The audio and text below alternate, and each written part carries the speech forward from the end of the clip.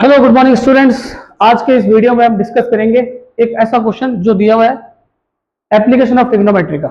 इसमें आपको क्या क्वेश्चन दिया हुआ है? A straight highway leads to the foot of a tower, a man standing at the top of tower observes a car at an angle of depression of 30 degree which is approaching the foot of tower with a uniform speed. 6 seconds later the angle of depression of the car is found to be 60 degree. Find the time taken by the car to reach the foot of tower from this point. इसको हम diagram से समझने की कोशिश करेंगे। Suppose we draw a diagram, this is point A, B, D and C.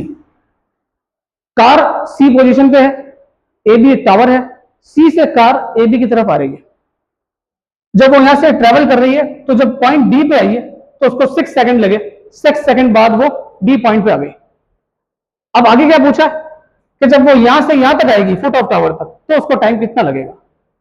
Suppose हम height of tower A B को h मान लेते हैं, ये जो डिस्टेंस इसने कवर किया सी डी उसको x मान लेते हैं और यहां से यहां तक का डिस्टेंस y मान लेते हैं।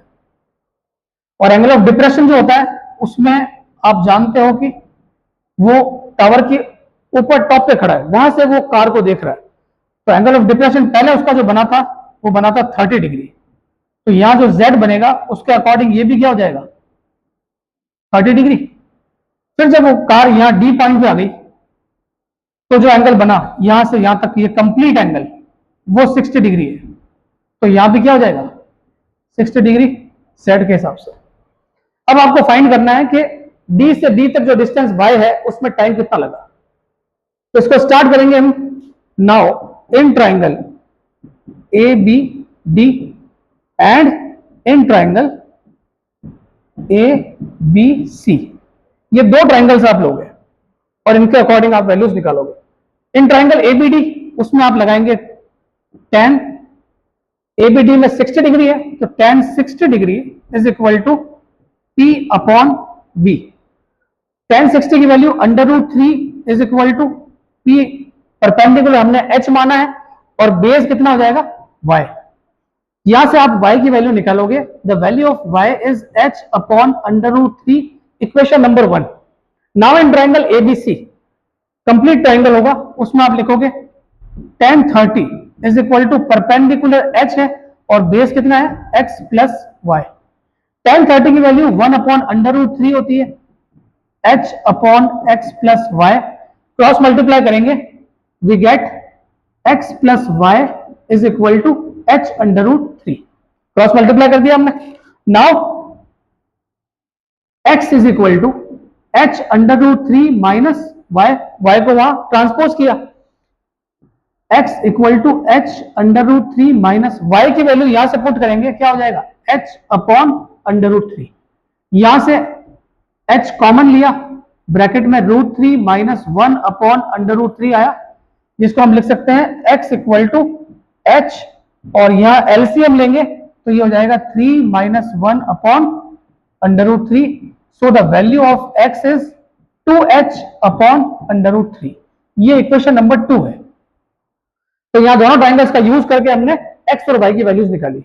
अब हम उस कैलकुलेशन को करेंगे जो इसमें क्वेश्चन में गिवन है। क्वेश्चन में आपको क्या गिवन है कि आपको C से D तक का जो टाइम है वो 6 सेकंड्स दिया हुआ है और आपको D से B तक का टाइम निकालना है। तो हम यहाँ पे यूनिटरी मेथड काम में लेंगे। उस यूनिटरी मेथड से आप इसका आंसर ला सकते हैं। यूनिटरी मेथड क्या कहता है? Time taken by the car to travel the distance CD। CD को कवर करने के लिए टाइम कितना लगा वो आपको दिया हुआ है 6 सेकंड्स, ये क्वेश्चन में गिवन है। अब हम क्या करेंगे, time taken by the car to travel distance 1 unit. अब 1 यूनिट के लिए क्या होगा 6 अपॉन CD डिवाइड में आ जाएगा और CD की वैल्यू x के बराबर है और x की वैल्यू हमने फाइंड की थी यहां से जो क्या थी 2h अपॉन √3। अब लिखेंगे time taken by the car to travel the distance BD। BD distance travel करने के लिए टाइम कितना लगेगा? तो जितना 1 यूनिट के लिए लगा था 6/2h/√3 उसको मल्टीप्लाई कर देंगे बीडी, बीडी मतलब y है और y की वैल्यू क्या आई थी हमारी h/√3।